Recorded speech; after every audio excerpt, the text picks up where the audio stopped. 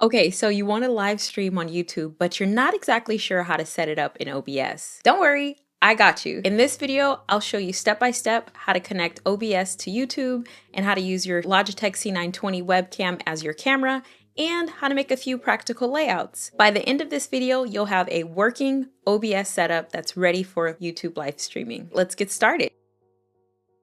First, we're going to download OBS Studio from obsproject.com. You'll download the version that's appropriate for your system. I'm using a Mac system, so I'm going to install the Mac version. The next thing you're going to want to do is connect your C920 to your computer via USB. You're going to need a USB hub or adapter, and I've linked some below that work perfectly with the MacBook Pro. After you have your webcam connected, let's go into OBS and set it up. Now that we're in OBS, we're going to set up our layouts. There's two important concepts that you need to remember. First, we have scenes, and then we have sources. Think of a scene like a layout or a page, and a source is really what goes on that page, like your camera, your microphone, or the screen. In the bottom left, we're going to see a pane that says scenes. You're going to click the plus, and that's going to bring up a new scene. You're going to name it. You want to make sure that you name it something you'll know exactly what's contained in that scene by just reading it at a glance. So for this one, I recommend naming it camera only. And now that we have our new scene called camera only, we are going to go to our sources. We're going to go to the plus sign, click that, and we're going to want to add our camera. So we're going to use the C920, and that will be a new video capture device. If you have a different camera, the same steps apply here. You'll just need to name it appropriately. What's really important here is to select the correct device. Also ensure that the correct resolution is set. So you're going to select 1920 by 1080. That's going to ensure that we have high definition. Now, notice the image quality is so overexposed, it's pretty much unusable. This is a known C920 issue. There are workarounds using the G-Hub app. So if you are interested in learning how to resolve this, go ahead and check out my video linked below. In the meantime, I'm going to go ahead and fix my image quality. Okay, so I fixed my image quality and now it's looking pretty good. One other thing to call out, I'm still currently using my Shure microphone. What you'll need to do to use the internal Logitech microphone is go to sources and add a audio input capture. We'll name this C920 internal mic. So we are locked in with our C920 mic. As you can hear, the built-in mic on the C920 is okay, but it's not great. It picks up the entire room, which makes the audio less clear. If you really want to step up your sound, I actually recommend using an external USB mic. And one of my favorites for beginners is the FIFINE K669, which is under $30 on Amazon and makes a huge difference. I actually compared it against some higher end mics in my previous video, so if you like to check that out, I've linked it below along with the mic options. Those are affiliate links, which means if you grab one, it helps supports the channel. We have our webcam video and we also have our audio, and this is usable. So if you just want a very clean feed, you can just move forward from here. Now I'm going to show you how to put just a few more stylistic bells and whistles on here. I'm going to put some text and also a QR code just so it's a little bit more interactive. First, I'm going to start with our QR code and I'm going to go add a new source and do an image. Okay, so we have a new image there. And then for the text, same concept, except I'm going to go to text free type 2. And for this, I'm going to call it CTA or call to action. And we're just going to say scan to join my membership.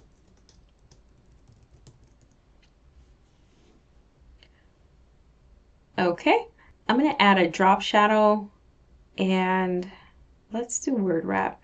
So it shows up huge, and what we'll want to do is make sure we select that, and then we can start to resize it just by sizing it down. Seems like word wrap is not working, so I'm just going to force it Let's make our QR code a little bit bigger just so it's not so small. And then I think the other thing I'm going to do is I'm going to make this bold. There we go. So now we have a on-screen text and image element, and that's really the camera only scene. So camera only layout, this is good to go. What we're going to do next is focus on the camera and the screen layout, which is really great for tutorials or walking through presentations. We'll make it really easy for ourselves by duplicating. So we're going to duplicate the camera only, and then we're going to name it camera plus screen. We're now in our camera and screen scene, and we still have all of the same elements. Now I'm just going to get rid of the QR code and the call to action. I'm going to add a Chrome source. We'll go to Mac OS screen capture. We'll add Chrome browser. We'll focus on just one window, but if you wanted to add an application and just focus on, a specific application, you can. You also have the option to show or hide your cursor. So for the instance of a tutorial presentation, you probably want your cursor present. So I'm going to select OBS, my OBS window, and then notice now it's completely out of frame. So to fix that, we're going to right click and go to transform, and then just go to fit to screen, and that's going to fix that. Notice we also have, you can kind of see my room in the background because I still have my full screen camera on. So what I'm going to do now, I'm going to reorder that, move to the top, and then I'm also going to make myself much smaller and crop. And notice it's still very large, right? No one needs to see the full part of my room. So I'm going to select option and then just crop myself. And then I crop a little at the bottom. And then now I can put my image anywhere on this screen. So I still don't like the address bar here at the top. So I'm also going to crop that out on the Chrome browser. So it just is a cleaner, more focused look. So we'll get rid of that. And then I'm also going to get rid of the scroll bar too. And then I'm going to fill the page just a little bit more so it's... Okay, so that looks pretty good.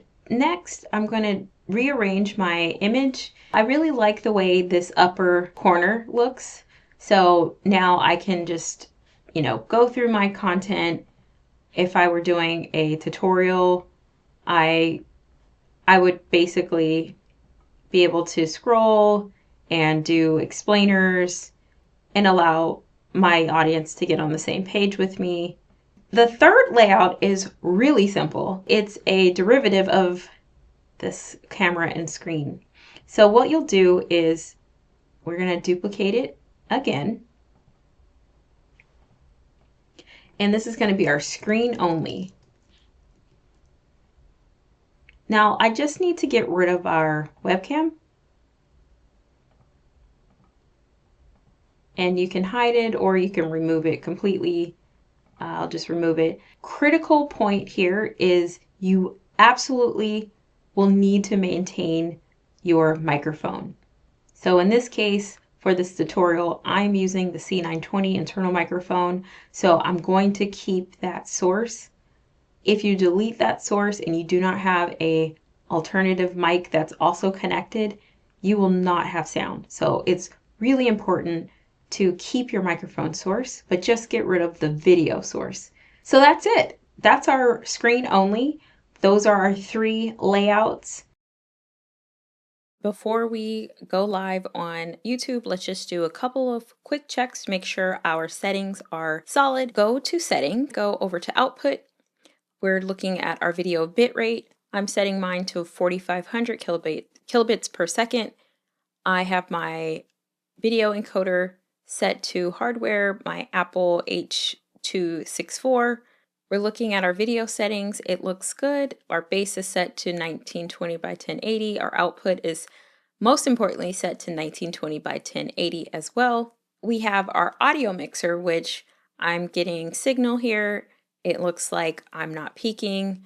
So we are ready to start streaming on YouTube. Now that we have our OBS set up and we have our 3 scenes, let's go ahead and connect OBS to YouTube. And it's really, really simple. When you first set up YouTube in OBS, you will have to authenticate yourself and go through a verification process that identifies that you do give OBS permission to access your YouTube account. Once you get past that, you'll only have to do that one time. On the right side in the controls panel, you're going to see a button that says Start Streaming. I'm going to click Start Streaming. It's going to tell me that I need to set up my broadcast. You'll want to make sure that you actually title this something meaningful, because this will serve as the title that will go into the algorithm.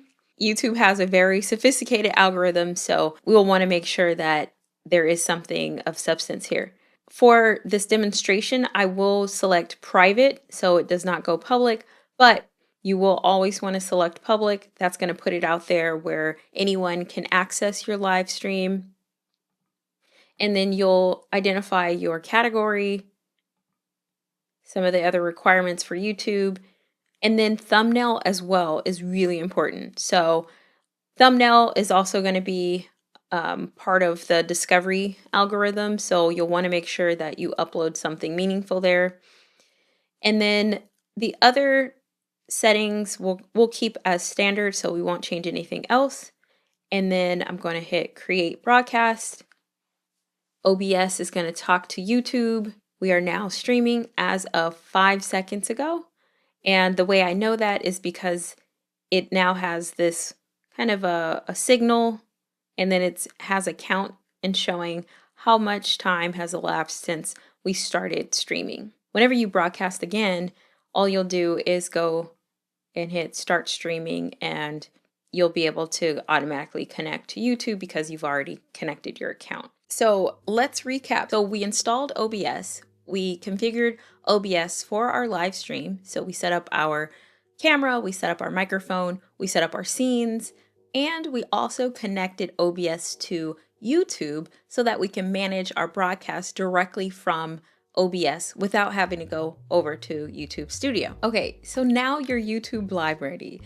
But before we go, I wanted to raise awareness about a few mistakes that I made along the way that hopefully can help you. Number 1, don't forget to add a microphone to the stream. Otherwise, your live stream is going to be silent. And I can't tell you how many times I made this mistake, and only to find out after the fact, I lost really good footage and wasn't able to recover it. You have to add an audio source separately. Additionally, you need to make sure that you're able to monitor that audio in the audio mixer and just making sure that it's at the right level for your stream. Number 2 is specific to the C920. The C920 has been known to have auto exposure issues where the image just looks really washed out. We don't want a washed out image for our live stream. So I have a full video on how to make those tweaks, which I've linked below. So if you're interested in optimizing your video quality, check out that video below and it will get you right. The third and final mistake, always test. I've made the mistake of not adding my microphone. I've had issues with my video quality where my voice and my video was out of sync, and all of that can be prevented by doing a simple test beforehand. The beautiful part about YouTube is that you are able to do a private live stream where you can test by yourself and see what your setup looks like before you go public with everything. If this video helped you, drop a comment below and also like the video and subscribe if you'd like more content like this. Thanks for watching.